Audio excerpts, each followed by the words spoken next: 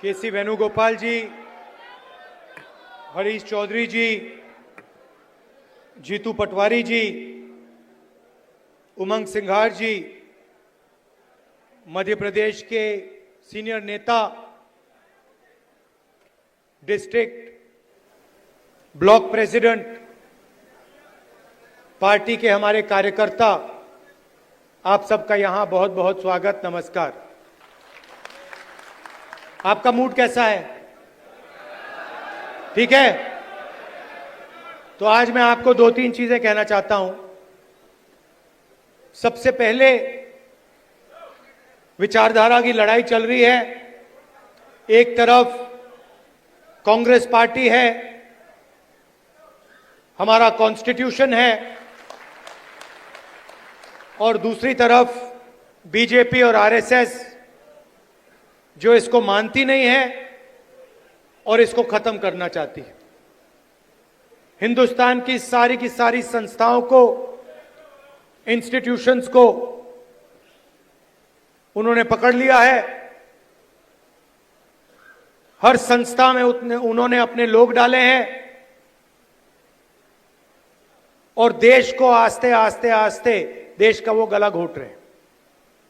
तो पहली लड़ाई संविधान की है। एक तरफ हम कांग्रेस पार्टी, हमारी विचारधारा, और दूसरी तरफ आरएसएस जो संविधान के खिलाफ खड़े हैं।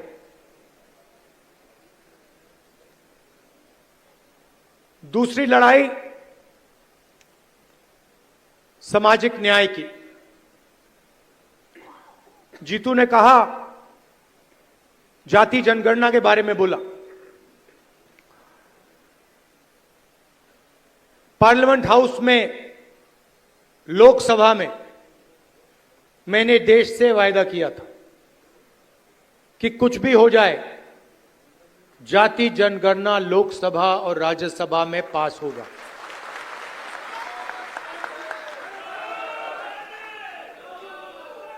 ये बीजेपी आरएसएस वालों को अब मैं अच्छी तरह जानता हूं। इन पर थोड़ा सा दबाव डालो, थोड़ा सा धक्का मारो, डर के भाग जाते हैं ये लोग। जैसे उधर से ट्रंप ने एक इशारा किया, फोन उठाया, कहा मोदी जी क्या कर रहे हो?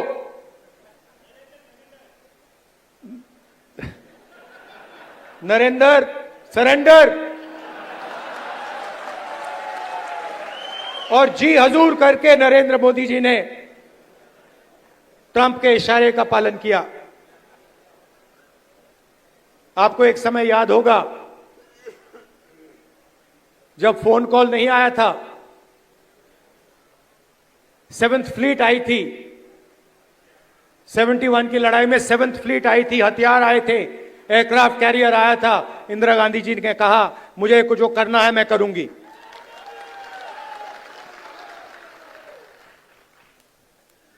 ये फर्क है, इनका कैरेक्टर है। ये सारे के सारे ऐसे हैं। आजादी के समय से सरेंडर वाली चिट्ठी लिखने की आदत है। एक सेकंड में थोड़ा सा दबाव पड़े, भैया ये लो। हाँ, तो ये इनका कैरेक्टर है।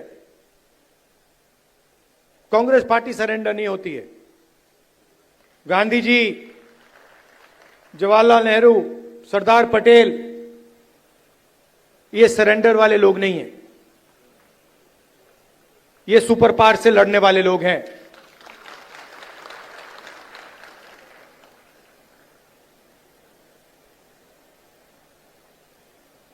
तो जाति जनगणना की बात मैंने कहा, देखिए आपको जो करना है करो।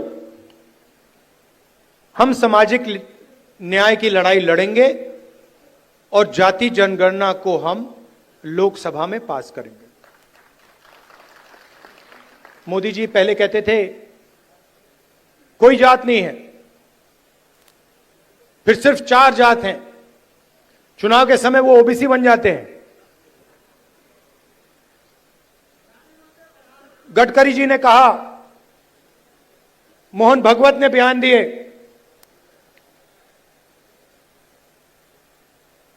थोड़ा सा दबाव पड़ा, एकदम सरेंडर हो गए।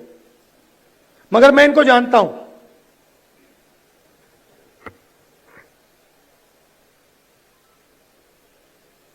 जैसे इन्होंने महिला आरक्षण का काम किया था, वो 10 साल बाद वाला,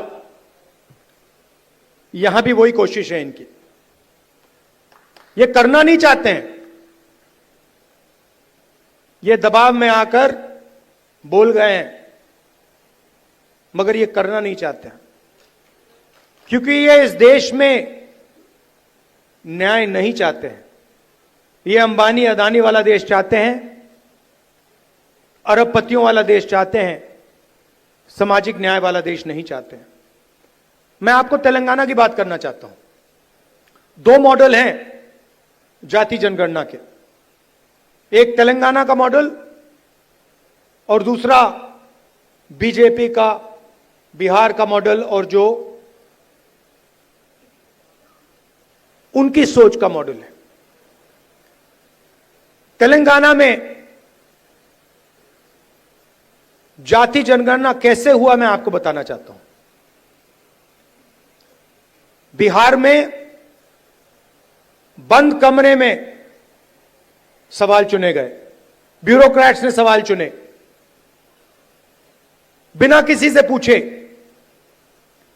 बिना जनता से बातचीत किए, बिना दलितों से पूछे, बिना पिछड़ों से पूछे, बिना अति पिछड़ों से पूछे, बिना जनरल कास्ट से पूछे, बिना माइनॉरिटी से पूछे, बंद कमरे में 3-4 सवाल लिखे, जाति जनगणना कर दिया।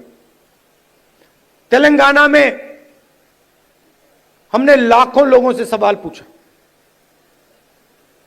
दलितों के संगठनों से, आदिवासी के संगठनों से, उनके नेताओं से, और हमने उनसे पूछा कि देखिए, हम जाति जनगणना करने जा रहे हैं, सर्वे करने जा रहे हैं, आप इस सर्वे में कौन से सवाल चाहते हो। 3.5 लाख लोगों ने हमारी प्रोसेस में एक साथ मिलकर सवाल निकाले, और उसके बाद बिहार में सेल्फ रिपोर्टिंग था। अगर आप बोलना चाहते हो तो बोलो, नहीं बोलना चाहते हो तो नहीं बोलो।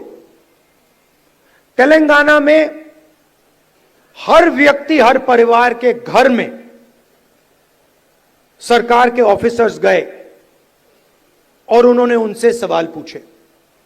नतीजा मैं आपको बताना चाहता हूं। जाति जनगणना में क्या पता लगा?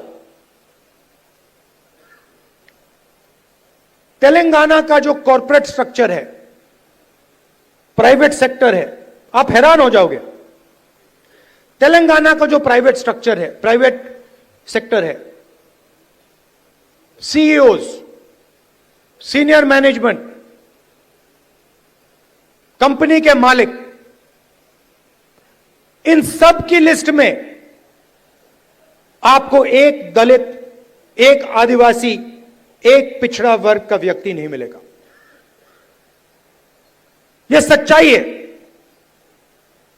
तेलंगाना में जो भी कॉन्ट्रैक्ट सरकार देती है, सारे के सारे कॉन्ट्रैक्ट्स 5% लोगों को मिलते हैं। उसमें ना कोई दलित है, ना कोई आदिवासी है, ना कोई पिछड़े वर्ग का व्यक्ति है। यह सच्चाई है। हम कहते हैं हम सुपर पावर बनना चाहते हैं। दलितों की आबादी 15%, पिछड़ों की आबादी कम से कम 55%, आदिवासियों की आबादी 9%, माइनॉरिटीज 15%, सब जोड़ लो 90% बनता है। इनकी भागीदारी नहीं है। और वही चुने हुए अमीर लोगों को सारा का सारा दिया जाता है। उसी लिस्ट में कॉर्पोरेट सेक्टर की लिस्ट निकालो, बड़े बड़े ब्यूरोक्रेट्स की लिस्ट निकालो, उसमें आपको गरीब जनरल कास्ट का भी कोई नहीं मिलेगा। यह सच्चाई है। मजदूरों की लिस्ट निकालो, उबर ड्राइवर्स की लिस्ट निकालो, जो खाना डिलीवर करते हैं उनकी लिस्ट निकालो, और उसमें आपको पिछड़ा वर्ग, दलित, आदिवासी सब मिलेंगे। दो हिंदुस्तान बन रहे हैं, एक 90% का और दूसरा चुने हुए लोगों का 5-7% का। बड़ी बड़ी बातें होती हैं सुपर पावर बनेंगे, ऐसे कोई सुपर पावर नहीं बनता है। जब तक हम हर हिंदुस्तानी की शक्ति का नहीं प्रयोग करेंगे तो ये देश सुपर पावर छोड़ो आगे नहीं जा सकता है। यह सच्चाई है। जो भी सपने देखने देख लो, कभी नहीं हो सकता। हिंदुस्तान जब ही आगे बढ़ता है जब इस देश की पूरी शक्ति का प्रयोग होता है, जब सब लोगों को लगता है कि हमारी भी भागीदारी है, हमारा भी भविष्य है, हम भी आगे जा सकते हैं। आप मीडिया देखो, पूरी लिस्ट निकाली मैंने, मालिकों की लिस्ट, रिपोर्टर्स की लिस्ट, एंकर्स की लिस्ट। मुझे दलित एंकर का नाम बता दो, मुझे पिछड़े वर्ग के एंकर का नाम बता दो, मुझे आदिवासी एंकर का नाम बता दो, नेशनल मीडिया में बता दो कौन है, मुझे बता दो। जुडिशियल सिस्टम में जाओ, वहां आपको 90% नहीं मिलेंगे। मीडिया में आपको अंबानी जी की शादी दिख जाएगी, डांस गाना दिखेगा, मगर किसान भूखा मर जाए, मजदूर मर जाए, कभी नहीं दिखाई देगा।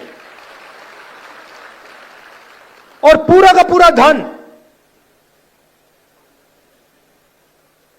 2-3 लोगों के हाथ में जा रहा है। डिफेंस की इंडस्ट्री देखो, वहां आपको अदानी दिखेगा। छत्तीसगढ़ में माइनिंग देखो, वहां आपको अदानी मिलेगा। अदानी की सड़कों पे चलो, इंफ्रास्ट्रक्चर भी उसका, सीमेंट भी उसका, और कोई है ही नहीं। मतलब इन 2-3 लोगों को छोड़कर ऐसा लगता है कि इस देश में कोई बिजनेस वाला रहा ही नहीं।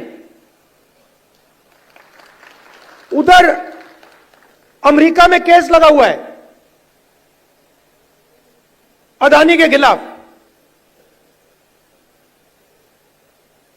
मगर हिंदुस्तान में जो भी ये करना चाहता है कर सकता है। क्यों? नरेंद्र मोदी का दोस्त है।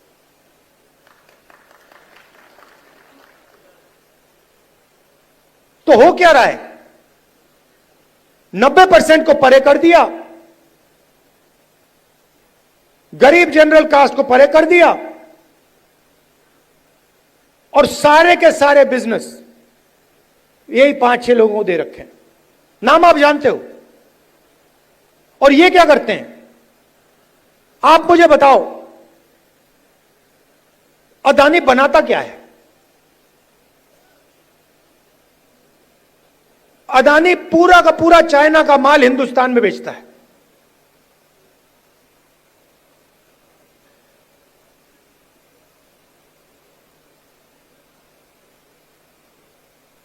तो अदानी पैसे बनाता है,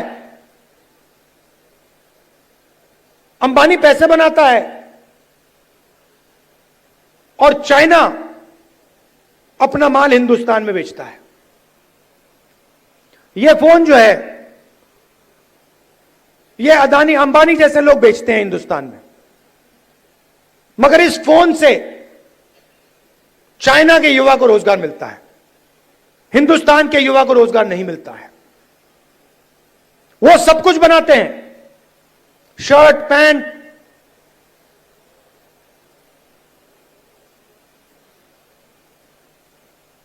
मोबाइल फोन, सोलर पैनल, और यहां पे बेरोजगारी फैलती जा रही है, फैलती जा रही है। जहां भी देखो, आप किसी भी युवा से पूछो, भैया क्या करते हो? कुछ नहीं करते हैं। क्या काम करते हो? नहीं, कुछ नहीं करते हैं।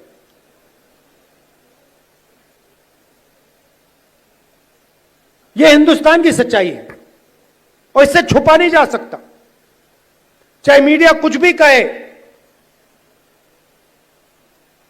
देश की सच्चाई है कि इस देश के युवाओं को रोजगार नहीं मिल सकता और इस देश के युवाओं का कोई भविष्य नहीं है। अगर आपको बिजनेस चलाना है हिंदुस्तान में, या आपका नाम अदानी हो या अंबानी हो, नहीं तो आपके लिए डिमोनेटाइजेशन, गलत जीएसटी,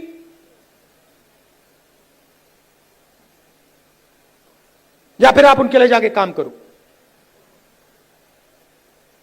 जाति जनगणना पूरे देश को दिखा देगा इस देश में किस प्रकार से अन्याय हो रहा है, किसको फायदा मिल रहा है, किसको नहीं मिल रहा है। किसी को चोट लगती है, आपका कभी फ्रैक्चर हुआ है? फ्रैक्चर हुआ है, डॉक्टर ने आपको सबसे पहले क्या बोला? सबसे पहले बोला देखो भैया दिखा दो, एक्सरे करा दो। आपने उनसे कहा नहीं मैं नहीं कराऊंगा एक्सरे। अगर आप कहते मैं नहीं कराऊंगा तो डॉक्टर आपको क्या कहता? फोर्स करता। और अगर तब भी नहीं करते तो फिर लंगड़ाते हुए चलते रहते और डॉक्टर कहता यार ये तो मतलब पागल है ना। तो मैं यही कह रहा हूं, पूरा देश जानता है कि दलितों को, पिछड़ों को, गरीब जनरल कास्ट को जबरदस्त चोट लग रही है। मैं सिर्फ कह रहा हूं देखो भैया एक्सरे करा लो, देख लेते हैं कि है क्या। शायद पता लगे कि कोई प्रॉब्लम ही नहीं है। शायद जाति जनगणना के बाद पता लगे कि कोई प्रॉब्लम ही नहीं है, सब कुछ ठीक है। कॉर्पोरेट सेक्टर में हर वर्ग के लोग हैं, जुडिशरी में हर वर्ग के लोग हैं, कोई प्रॉब्लम नहीं है, ठीक है। मगर अगर एक्सरे से पता लगा कि टांग टूटी हुई है तो कुछ ना कुछ तो करना पड़ेगा ना। तो इसीलिए बीजेपी नहीं चाहती है, क्योंकि अगर जाति जनगणना हो गया तो ये इनका जो अदानी अंबानी वाला मॉडल है ये वहीं खत्म हो जाएगा। क्योंकि देश को पता लग जाएगा कि 90% को कोई फायदा नहीं हो रहा है, ये 5-10% को सारा का सारा हिंदुस्तान का धन जा रहा है और जनता अपने आप खड़े होकर उसको रोक देगी।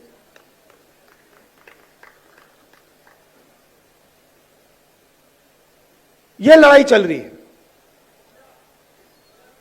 और तेलंगाना मॉडल जो है वो जाति जनगणना करने का सही मॉडल है। तो हम जो चाहते हैं, जो जाति जनगणना होगा, चाहे मोदी करे या कांग्रेस पार्टी करे, वो तेलंगाना मॉडल वाला जाति जनगणना होगा। थोड़ी सी मध्य प्रदेश की बात करता हूं। देखिए यहां पे इस स्टेट में कांग्रेस की जो विचारधारा है, कांग्रेस के जो कार्यकर्ता हैं, कांग्रेस की विचारधारा के जो लीडर्स हैं, उनकी कोई कमी नहीं है। यह भरा पड़ा हुआ है। इसी कमरे में बीजेपी को हराने का टैलेंट बैठा हुआ है।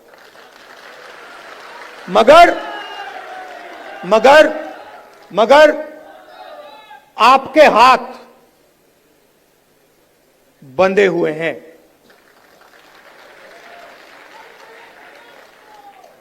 बंधे क्यों हैं? क्योंकि आपकी आवाज कांग्रेस पार्टी के संगठन में ठीक से नहीं सुनाई देती है।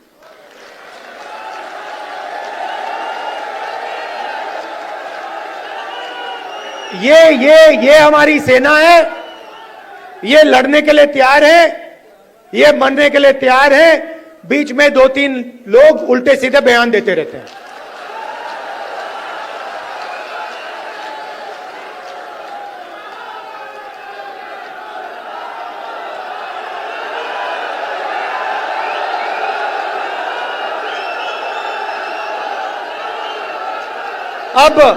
अब कोई ऐसे लोग हैं जो फ्रस्ट्रेशन में दे देते हैं, कोई ऐसे लोग हैं जो थोड़ा बीजेपी का भी काम कर लेते हैं,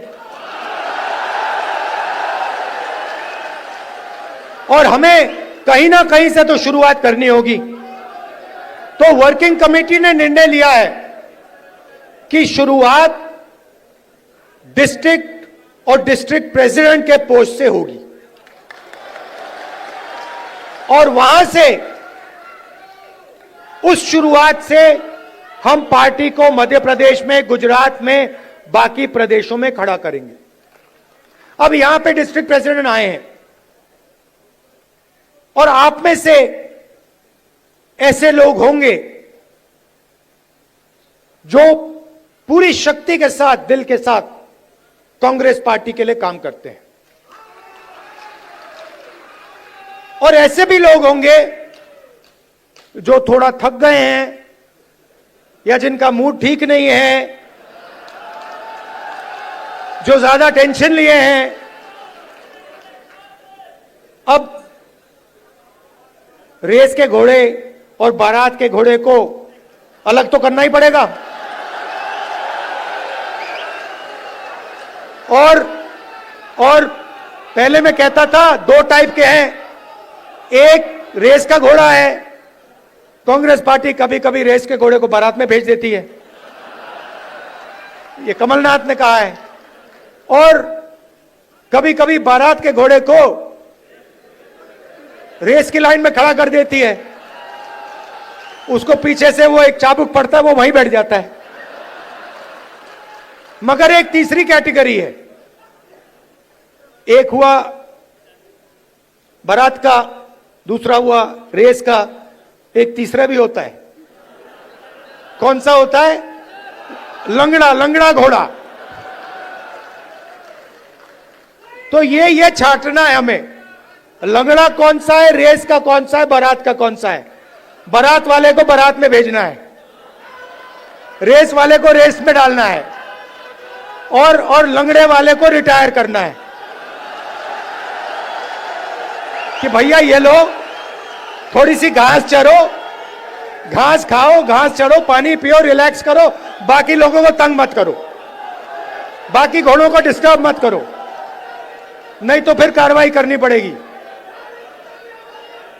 जो लंगड़ा घोड़ा होता है, अगर वो डिस्टर्ब करता है तो उसके साथ क्या होता है जानते हो? वो मैं नहीं कहूंगा। तो ये बदलाव लाना है। गुजरात में हमने नए डिस्ट्रिक्ट प्रेसिडेंट्स चुने, दिल्ली से ऑब्जर्वर आए, एआईसीसी से ऑब्जर्वर आए, गुजरात के नेताओं के साथ वो हर डिस्ट्रिक्ट में गए, और उन्होंने कार्यकर्ताओं से बात की, लोगों से बात की, नेताओं से बात की, जिनको कांग्रेस पार्टी में सीनियर लीडर कहा जाता है, उनसे भी बात की, और नाम चुनकर उन्होंने दिल्ली भेजे। मैं 2 लिस्ट देख रहा था, पुराने डिस्ट्रिक्ट प्रेसिडेंट्स, और मैं ये नहीं कह रहा हूं कि उसमें अच्छे लोग नहीं थे, और उनको फिर से डिस्ट्रिक्ट प्रेसिडेंट बनाया जा सकता है। तो हम किसी को कैंसिल नहीं कर रहे हैं। अगर आप अच्छा काम कर रहे हो, जो यहां डिस्ट्रिक्ट प्रेसिडेंट बैठे हैं, अगर आप अच्छा काम कर रहे हो, आपको कोई घबराने की जरूरत नहीं। मैंने वो 2 लिस्ट देखी, जमीन आसमान का फर्क है। एक लिस्ट कहना नहीं चाहिए, मगर सीनियर नेता के असिस्टेंट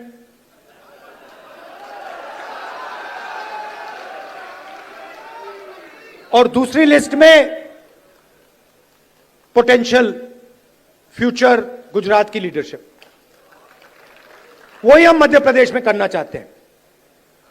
और अगर हम ये नया बदलाव ला रहे हैं तो ये सिर्फ डिस्ट्रिक्ट लेवल पे नहीं रुक सकता है, ये एक कदम है। इसके बाद हम ब्लॉक और जो गांव तक का लेवल है, लोकल बॉडी का लेवल है, वहां भी जाएंगे। मगर मैं जो डिस्ट्रिक्ट प्रेसिडेंट बनेंगे, और सचमुच में इसी कमरे से बनेंगे, मैं आपको एक बात कहना चाहता हूं और आप अच्छी तरह सुनिए। जो लोग मध्य प्रदेश में कांग्रेस पार्टी के डिस्ट्रिक्ट प्रेसिडेंट्स बनेंगे, वो ही इस पार्टी को मध्य प्रदेश में भविष्य में चलाएंगे। कैसे? जो नया डिस्ट्रिक्ट प्रेसिडेंट बनेगा वो पुराना डिस्ट्रिक्ट प्रेसिडेंट जैसा नहीं होगा। फर्क क्या होगा मैं आपको सिंपल तरीके से बता दूंगा। नए डिस्ट्रिक्ट प्रेसिडेंट को हम ऑब्जेक्टिव तरीके से नापेंगे। वोट बढ़ रहे हैं, हां या ना? लोकल बॉडी के चुनाव में, एमएलए के चुनाव में, एमपी के चुनाव में वोट बढ़े या घटे, हां या ना? दूसरा, डिस्ट्रिक्ट में जब कांग्रेस पार्टी की विचारधारा पर आक्रमण होता है, किसी दलित को, आदिवासी को, पिछड़े वर्ग को, गरीब जनरल कास्ट को, महिला को मारा जाता है, पीटा जाता है, दबाया जाता है, माइनॉरिटी को मारा जाता है, पीटा जाता है, दबाया जाता है, कांग्रेस पार्टी क्या वहां खड़ी मिली या नहीं मिली? और तीसरा, न्यू जनरेशन लीडरशिप, चाहे वो पार्टी के अंदर हो या पार्टी के बाहर, क्या उन लोगों को डिस्ट्रिक्ट में बढ़ावा दिया जा रहा है? क्या डिस्ट्रिक्ट प्रेसिडेंट और वर्कर के बीच में अच्छा संबंध है? क्या डिस्ट्रिक्ट प्रेसिडेंट सबको एक साथ लेकर आगे चल रहा है या अपनी ही राजनीति कर रहा है? ये उसकी जिम्मेदारियां हैं। मगर जिम्मेदारी बिना पावर नहीं दी जा सकती है। मैंने आपको जिम्मेदारी दे दी, मैंने आपको माइक दे दिया, और ये जो कांग्रेस पार्टी में हम करते रहते हैं, इसका कोई मतलब नहीं।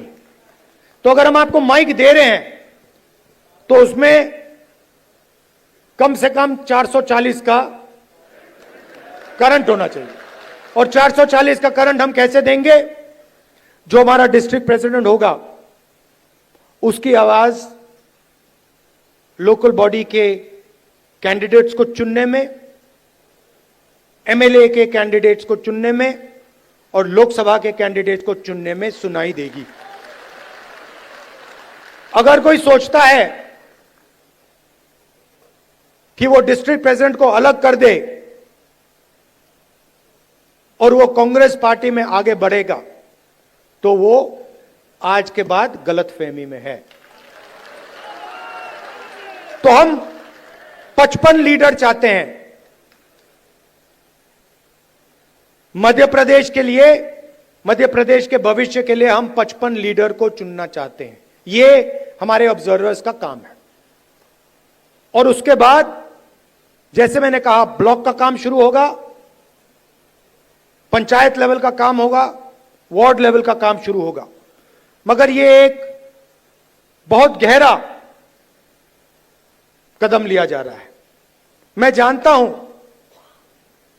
कि आप लोग कांग्रेस पार्टी को आगे बढ़ाना चाहते हो, और मैं जानता हूं कि आपको कितना फ्रस्ट्रेट किया जाता है।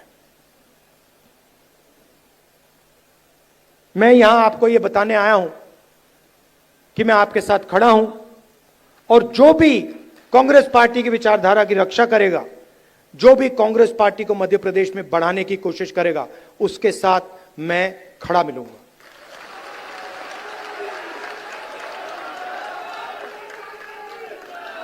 मध्य प्रदेश में कांग्रेस पार्टी की कोई कमी नहीं है। मैं आपको बता रहा हूं, आप मानो ना मानो, मैं आपको बता रहा हूं, जिस दिन आपने मन बना लिया, सिर्फ इस कमरे ने और किसी ने नहीं, जिस दिन इस कमरे में 20% लोगों ने मन बना लिया कि यार बीजेपी को उधेड़ के फेंकना है, उस दिन बीजेपी का आप परे कर दोगे। मेरी जितनी भी जरूरत होगी, जहां भी आप मुझे ले जाना चाहते हो, आप मुझे बुलाओ, मैं हाजिर हो जाऊंगा। आप सबका दिल से बहुत बहुत धन्यवाद।